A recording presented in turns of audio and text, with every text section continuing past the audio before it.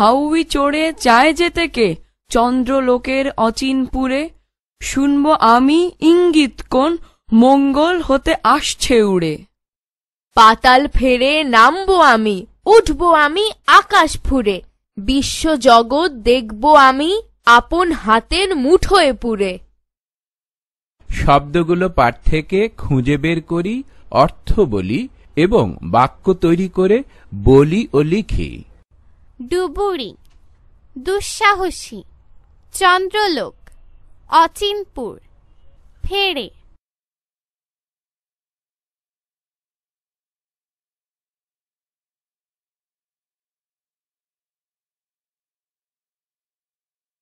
এক, যুক্ত বর্ণগুলো দেখি, যুক্ত বর্ণ দিয়ে গঠিত শব্দগুলো পড়ি ও লিখি।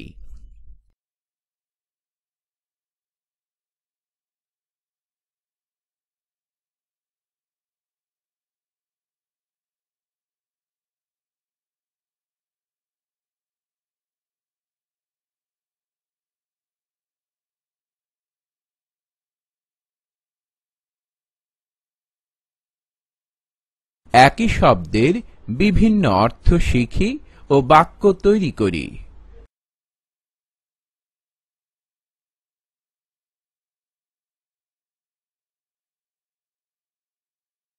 4, নিচের প্রশ্নগুলোর উত্তর বলি ও লিখি। গ, চন্দ্রলোকের অচিনপুরে কারা যেতে চায়? ঘ, কিসের আশায় বীর মরণকে বরণ করছে? ও, কবি হাতের মুঠোয় পুরে কি এবং কেন দেখতে চান? 5, ক্রিয়াপদের সাধু ও চলিত রূপ শিখি। চলিত রূপ, সাধু রূপ। আঁকব, আঁকিব, দেখব, দেখিব। ঘুরছে, ঘুরিতেছে, মরছে, মরিতেছে, ছুটছে, ছুটিতেছে, আসছে, আসিতেছে, চলছে, চলিতেছে। 6, ক্রিয়ার কাল সম্পর্কে জেনে নিই। ক, আমি কাজটি করি, আমি কাজটি করেছিলাম, আমি কাজটি করব। উপরের বাক্যগুলোতে ব্যবহৃত করি, করেছিলাম ও করব, করা ক্রিয়াপদটির বিভিন্ন রূপ।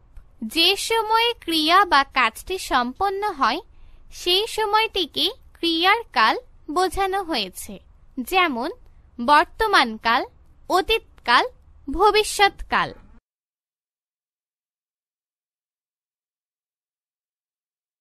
খ, নিচের বাক্যের ক্রিয়াবাচক শব্দগুলির নিচে দাগ দিন। আমি বড় হয়ে মানুষের জন্য কাজ করতে চাই। আমি আমার দক্ষতা অপরের উপকারে ব্যবহার করি। কিশোর বর্ষাকালে তার গ্রামে গাছ লাগাবে। তরুণ চিকিৎসক হবে, মানুষের চিকিৎসা করবে।